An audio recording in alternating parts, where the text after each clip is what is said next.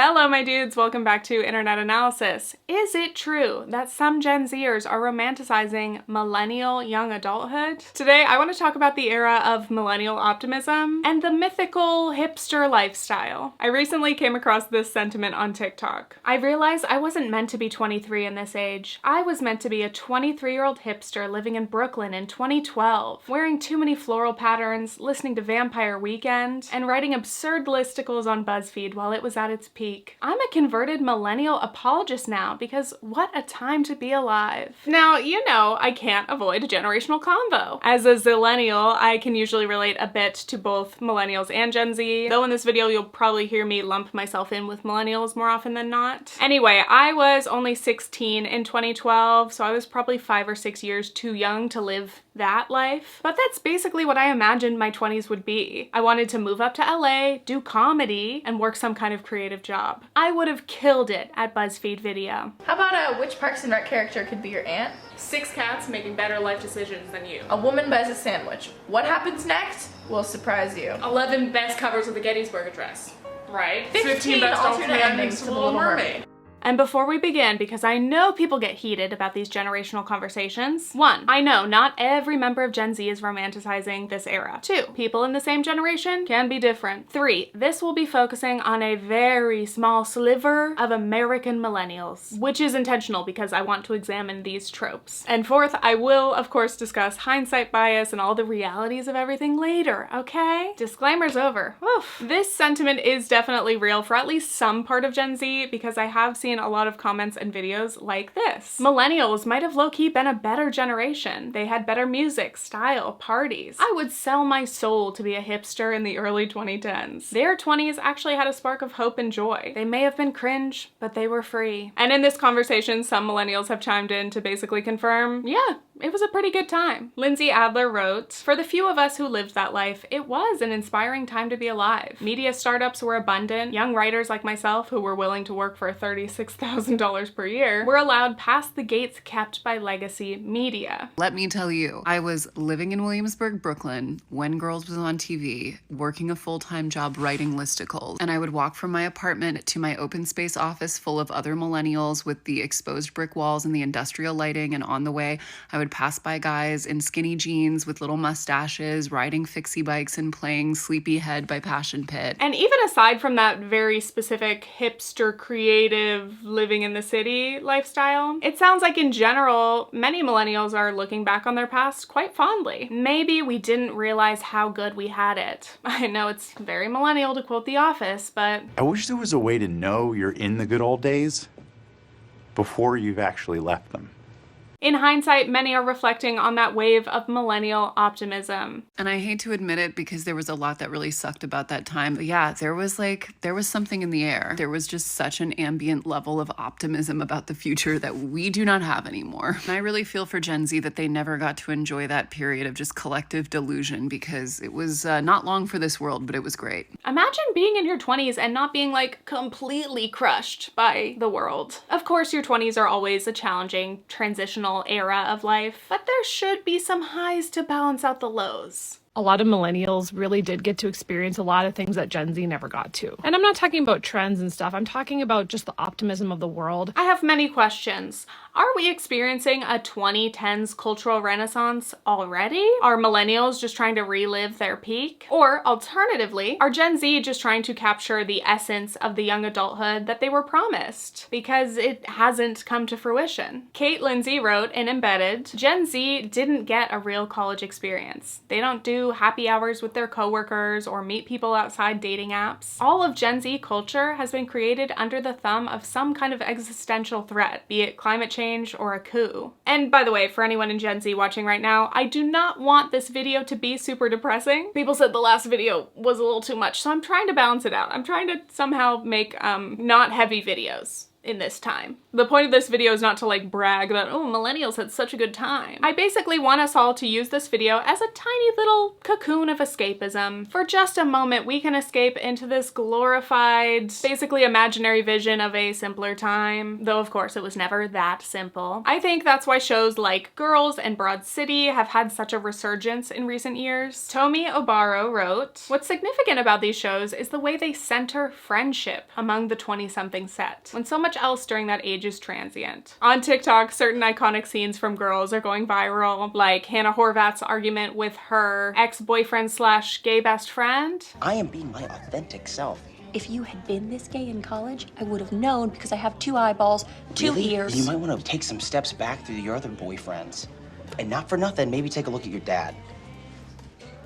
I've seen montages like this one to the song Dancing on My Own, just capturing the spirit of having an impromptu dance party with your best friend after a hard day. And as Kate Lindsay wrote, perhaps this whole trend moment is one part millennial culture redemption arc, a small, rare win for millennials, and one part Gen Z daydream, basically. They haven't had their girls era, but they deserve it. So in this video, I want to dig into some millennial stereotypes, hipsters, and whether millennials really had a better young adulthood than Gen Z. Or is this just another classic case of nostalgia and rose-colored glasses warping our perception of the past? This portion of today's video is sponsored by Typology. My skincare routine has fallen off a cliff over the last year through pregnancy and postpartum, but I'm finally getting back into it thanks to Typology. Today I am rocking the tinted serum and bronzing drops. These are hybrid products, meaning they're skincare and they look great on, which is a win-win because knowing myself, my routines have to be fast and easy, or I'm not gonna do them. This tinted serum is lightweight with a little bit of coverage, which is perfect for me because I don't like anything too heavy. This contains vitamin C, squalane, and aloe vera. And if I want a little sun-kissed glow without the UV exposure, in comes the bronzing drops. These have 2% vitamin E and apricot extract in them. So I am now 6 months postpartum and finally starting to feel like myself again. And importantly, I've realized I can take a few minutes to myself to swipe on a couple products. It doesn't have to take long to make a big difference. It really helps me feel a little bit cuter and more confident. I highly recommend checking out Typology. You can click my link in the description to shop. They're giving you all a special offer valid for 1 week. You can get a free shimmering dry oil with your purchase of $40 or more.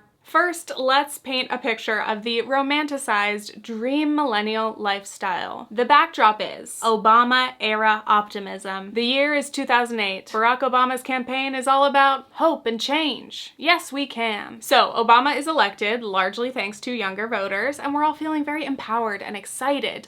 I say we, I was like 13 years old, but still stoked. This is our first Black president. Next, we're gonna elect a woman, and then we're gonna fix everything. We were just very hyped about the future and progress. I highly recommend this video by my friend Amanda for the more Gen Z perspective on this kind of issue. I feel like when millennials were like in their teens and 20s, there was just something in the air that made the future seem a lot more hopeful than it is now. Like anything can happen here. We have a Black man in office and I feel like it truly like just ushered in this era of like everything's gonna be all right. Were millennials just being super naive? Or were they just hopeful and less tainted by irony and pessimism? Maybe both. Of course, there were massive problems in the world and in this country, which I will discuss later. But again, just try to put yourself in the past, okay? The mindset pre-2016, pre-2020, pre-pandemic. It seems like such a different time. Overall, millennials were pretty progressive. This is also from Pew in 2010. The millennial generation's personality is confident, self-expressive, liberal, upbeat, and open to change. They are more ethnically and racially diverse than older adults and are on track to become the most educated generation in American history. We also saw the rise of like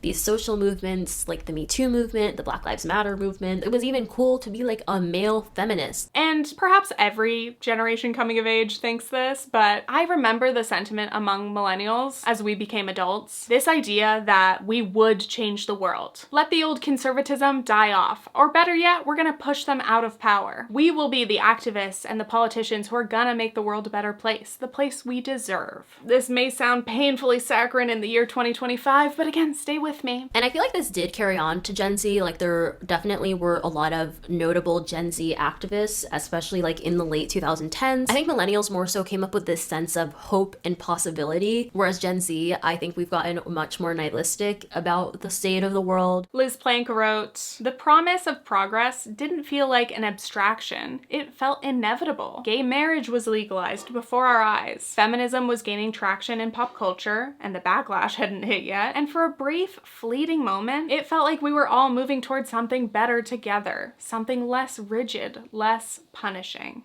Say what you will about millennial culture, but it was pretty fun. Liz Plank wrote, "God, we had fun. We went to happy hours where a beer was $5, and then the club because that was still a thing. We took blurry digital camera photos that lived on Facebook albums with names like Summer Days 2K9 because the only audience was the people we knew. Life wasn't a personal brand, and being young wasn't a content strategy. It was excessive, earnest, ridiculous, and free." Something that Gen Z does romanticize a lot is living in a time without omnipresent technology. As many have said, it was when the internet was somewhere you went rather than being something that followed you everywhere. You would log onto the family computer, click around a little, and then log off. But you had limited texts and minutes. You would call your friends on a landline. The age of technology.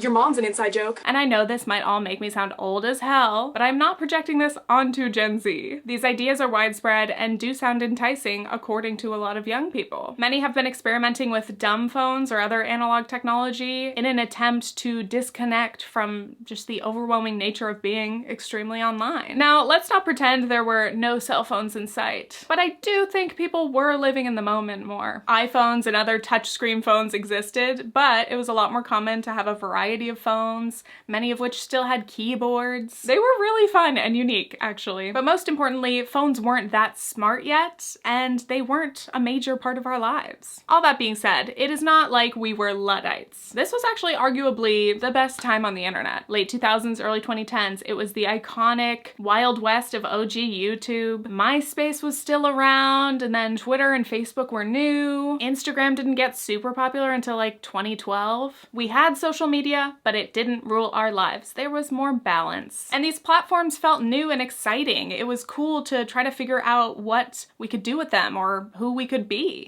And of course, you can't talk about this era without Tumblr, baby. Another fascinating element of that, like the Tumblr culture specifically, is witnessing Gen Z and even some in Gen Alpha romanticizing the year 2014 specifically, which happened to be the year I graduated high school, and I will say, pretty good year in my memory.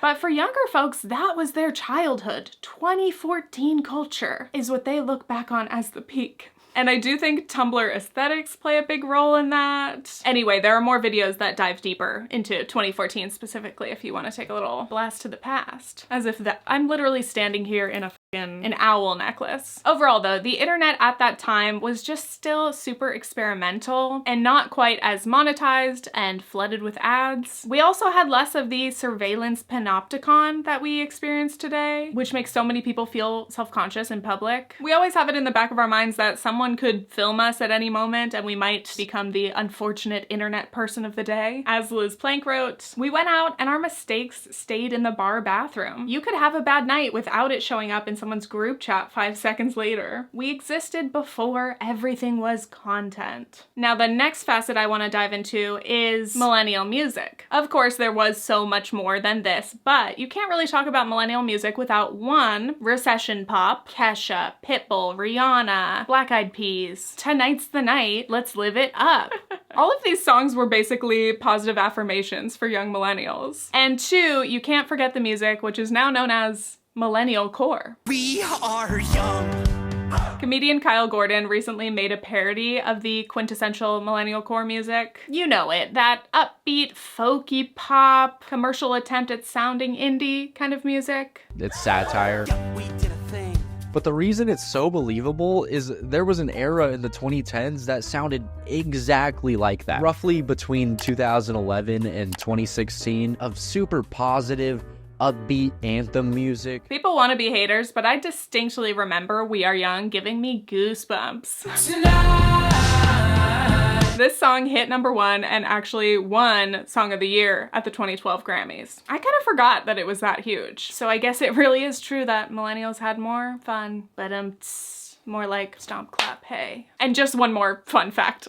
I am so sorry. One member of the band was Jack Antonoff, who at the time started dating Lena Dunham, who created Girls. Talk about a 2012 power couple. And finally, we must discuss hipster culture. The dream of the 2010s alive in Brooklyn. So hipster was actually this massive umbrella term, and even at the time there was no agreement as to what it actually meant. Almost no one self-identified as a hipster because 1, hipster was usually thrown around as an insult, and 2, that would defeat the whole purpose. Hipsters were thought to be a little unique, a little alternative, and most importantly, their music taste was very niche, very indie. You've probably never heard of my favorite band, Neutral Milk Hotel. Overall, it was a huge paradox. So-called hipster style was actually very mainstream. Wearing any of the following could bring hipster allegations your way. Flannels and glasses, silly little hats, twee style, lumberjack core, loving vintage or thrift shopping, just being a coffee shop barista.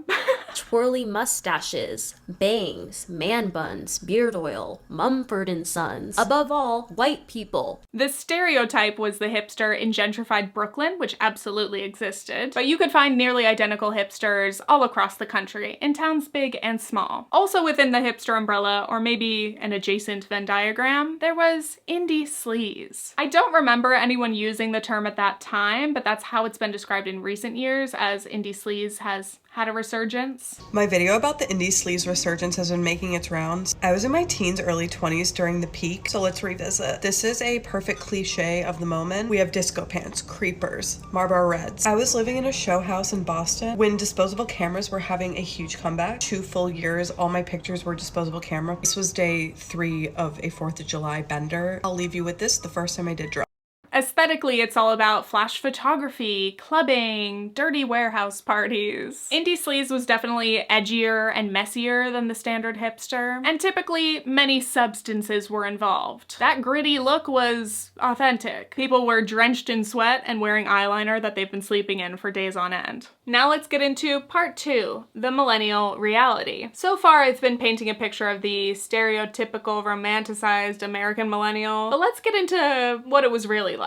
Firstly, I do want to acknowledge the limitations of generational labels overall. These can oversimplify generations and imply that every member of the generation has had the exact same experiences, which is obviously untrue. As Pew recently noted, a typical generation spans 15 to 18 years. There's great diversity of thought, experience, and behavior within generations. When doing this kind of research, the question isn't whether young adults today are different from middle-aged or older adults today. The question is whether young adults today are different from young adults at some specific point in the past. And that is what I'm trying to explore in this video. I want to compare millennial young adulthood to Gen Z young adulthood. And also another thing to keep in mind through this whole video is that it is common for people to romanticize their own childhood or their own coming of age. Our memories of the past can be softened with time, which makes it easy to say, back in my day, things were way better. So let's explore the context millennials grew up in. I think American millennials have definitely gotten used to just being mocked and roasted by pretty much everyone. First it was boomers, and more recently it's been Gen Z. Especially through the late 2000s, early 2010s, we were called lazy, entitled, participation trophy seeking snowflakes. People hate the caricature of the millennial. You know, the underqualified yet overly entitled 20-something who believes success should be handed to her on a silver platter, or one of those metal trays they use at the millennial burger joint. So many TV shows, movies, and memes do such a great job at satirizing the most annoying millennials out there, and it's become the main representation of their generation, which makes it really easy to dislike them. Though I do think it is totally fair game to make fun of, you know, different parts of millennial style or culture. Truly, some of these trends and popular sayings that millennials enjoyed were quite dorky, like when we were all obsessed with mustaches, or saying doggo, or the Doge meme. And if that dead horse weren't already dead, Elon certainly made sure that Doge will never elicit a single chuckle ever again. And another thing I have to say on that note is sometimes I don't think that younger people realize that millennials were being ironic a lot of the time. They're clowning on us for things, but they don't even understand the context. We were being a little cheeky. We were joking. However, again, it's important to note every generation has its cringe, weird, questionable stuff to look back on, especially when you're looking at it from outside that age group. Gen Z certainly has their fair share of things that they're gonna be roasted for, or maybe Gen Alpha's already getting to it. Caitlin Z wrote, "It doesn't surprise me that when presented with millennial culture, Gen Z's first instinct was to recoil. The playfulness and optimism of millennial content must have felt even more out of touch than what generations typically inherit. But millennial culture is slowly being remembered in its broader context, in which it is clear that millennials weren't stupid. They were free, if only for a few years. We should all be so lucky." So anyway, I think that's why millennials can tend to be a little bit more sensitive than prior generations, because honestly, the media attention toward us was ruthless and never ending. We were blamed for everything. We bought too much avocado toast, and we killed supposed gems like Applebee's or Hooters. But actually that was private equity. Rosie J. Spinks wrote about this tired media trope that's overusing labels like hipsters and millennials. This trend of articles confusingly suggests that each urban dwelling 20-something is simultaneously starting an artisanal mustard business from a dingy warehouse apartment in Brooklyn, living in his or her parents' basement, looking for a job, and waiting for a well-deserved trophy. Wait, am I entrepreneurial, lazy, grossly overstating my abilities, or entitled? Those labeling me can't seem to decide. Now's probably a good time to finally mention the elephant in the room, or maybe the parade of elephants. 9/11 and the 2008 Great Recession. Liz Plank wrote, "We were graduating into the worst economy since the Great Depression, and being told that the reason we couldn't get ahead was because we had spent too much money on iced coffee." Coming of age post 9/11 and the recession was brutal. Millennials popularly became known as the first modern generation to be worse off than their parents. According to Pew in 2010, fully 37% of 18 to 29-year-olds are unemployed or out of the workforce, the highest share among this age group in more than 3 decades. In the immediate future, I'm trying to stay optimistic, but reality kind of bites. Part of me probably won't be optimistic until I actually do have a job.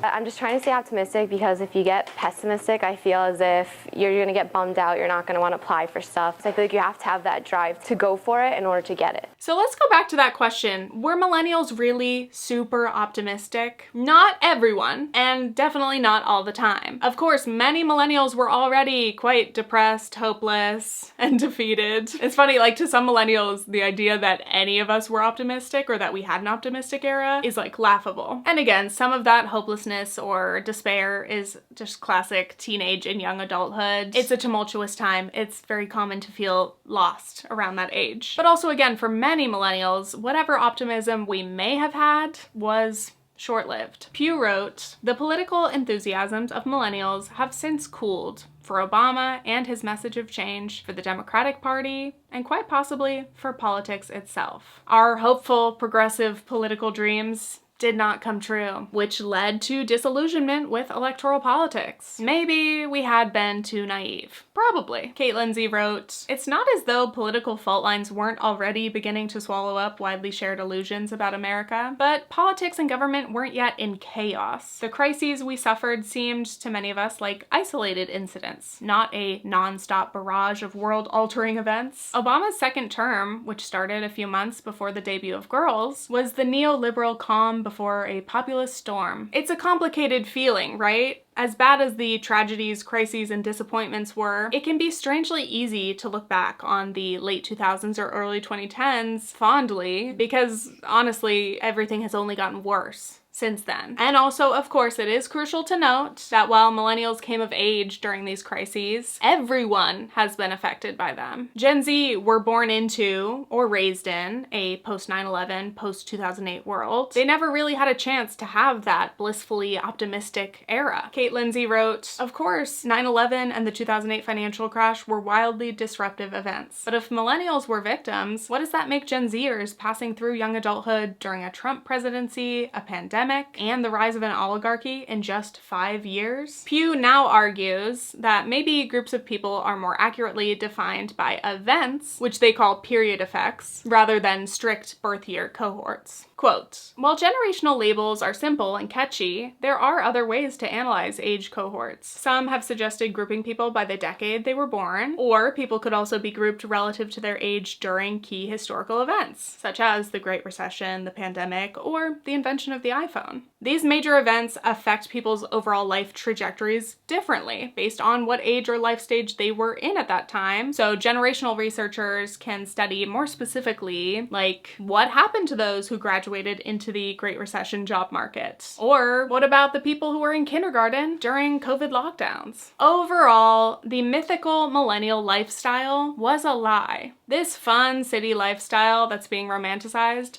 may contain kernels of truth, but really it's just a very specific privileged white tableau and doesn't represent the reality of what most millennials experienced. I feel like the term millennial is deeply whitewashed in that it really only describes a certain kind of white person, because it's impossible for a whole generation to be represented by urban middle-class yuppies. Millennial core and millennial aesthetic pretty much translates to white hipster. This was a big reason why Girls was criticized so heavily, including how Lena Dunham handled race overall and how white the show is despite being based in New York City. But also, the girls are privileged white girls. They are insufferable, and that's the point. It's a satire that I think very successfully captures that self-centered absurdity of that type of person, especially in this millennial era. But anyway, going back to the romanticized millennial dream, who was able to accept a BuzzFeed job living off $30,000 in New York City? On one hand, you might assume it was all rich kids, and I'm sure that was true for some. It's much easier to survive on that salary when your parents are paying your rent and other bills. But also, we have to acknowledge many ordinary people accepted those jobs, and they just did what they needed to survive. $30,000 definitely wasn't much, but it was at least more feasible than it would be now. Whether that means you lived at home with your parents nearby, or perhaps you had 6 roommates in the cheapest apartment possible. By the way, as per usual, I had tons of extra pages of notes that I had to cut for time, but in the future, I would love to do a whole video on the rise and fall of digital media giants like BuzzFeed, because that's fascinating and I want to dig into the listicle dream. Anyway, I think largely what people are glorifying about this image is like just the classic young adult experience. It's like being broke and surviving off ramen in college. It's a rite of passage. And then the quintessential post-grad life, you're low paid and you're still pretty broke. Life is far from effortless or glamorous, but you are still able to go out for cheap drinks, cheap food, and still have fun overall. Like, we were just there to like dance and have a good time, but like we weren't buying drinks or paying for cover fees. Like that was the millennial hustle, man. Like, we would figure out what place can we get to that's free, it won't cost us any money, and how are we gonna get drunk ahead of time. Versus today, the cheap entertainment and activities just don't really exist anymore. Clubs and nightlife are dying. Gen Z drinks a lot less, which is not necessarily a bad thing. But apparently young people just really aren't going out much. They're not socializing. People are just staying inside, alone. And that's certainly not great for an entire generation, mentally. Instead of relatable broke, young adults today are just kind of depressed broke. You know what I mean? This is also where the optimism and hope for the future comes in. I think in the past, young people always struggled the way young people do, but they generally thought things will get better. I'm gonna get my shit together. I'm gonna make more money. I'll buy a house or do whatever. But young people today know that many of their hopes and dreams are further out of reach. So it's not unreasonable for them to feel a bit more hopeless. How do we not just wallow though? I'm really trying to not end this video on a sad note. Final thoughts. Did millennials really have a better young adulthood? Obviously, that's a very subjective question, so naturally I made a survey, as I love to do. This got over 5,000 responses. Thank you. As part of my pursuit of making more short form content, I am going to make a short of the survey results, so stay tuned, I'll probably post that in a few days. And if not, I don't know. I don't think there's a definitive answer, and I truly would love to hear your thoughts in the comments. I would dare to say that I think the conditions that millennials existed in were generally better than the conditions that Gen Z have come up in. So my vote would be like a slight yes. I think millennials had a better time. Liz Plank wrote, despite everything we've lost, millennials refuse to lose our belief that things can change for the better. If anything, we've radicalized. We were raised on hope and change. And unlike the generations before us, we never stopped believing that progress isn't just possible, it's necessary. Love that. Sorry, I laughed because it said don't stop believing, and then, you know, that also somehow seems like a millennial cliche. Journey's not a millennial band, but like millennials doing it at karaoke. I'm not crying. Maybe. Anyway, I guess I'll end this video by again repeating young people deserve better, and that is what keeps me optimistic. As rough as things are, it's not gonna help if we all just turn into big doomers. We cannot allow ourselves to just completely fall apart and give up. We have to continue believing in a better future. We have to continue fighting for that. Unlike previous generations that may have said, like, you know, pick yourself up by your bootstraps or whatever, bullshit. We want future generations to have it easier. That's all. Hope you enjoyed this one, and stay tuned for future internet analysis videos. Okay, thanks, bye!